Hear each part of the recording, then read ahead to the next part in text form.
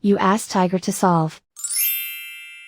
This deals with linear equations with one unknown. The final result is x equals 2. Let's solve it step by step. Simplify the expression. Group like terms. Simplify the arithmetic. Group like terms. Simplify the arithmetic. Group all x terms on the left side of the equation. Subtract 13x from both sides. Group like terms. Simplify the arithmetic.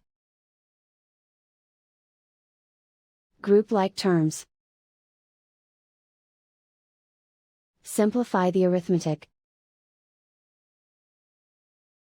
Group all constants on the right side of the equation. Subtract 4 from both sides. Simplify the arithmetic.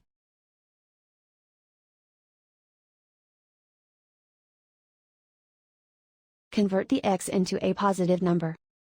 Multiply both sides by -1.